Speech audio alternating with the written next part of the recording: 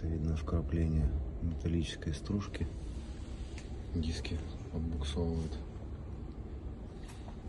Также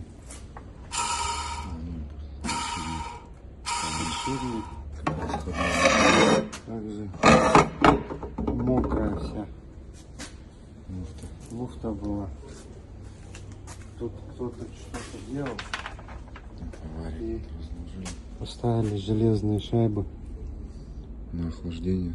Да, и они это в тосоле все мокрое. Угу. В антифризе.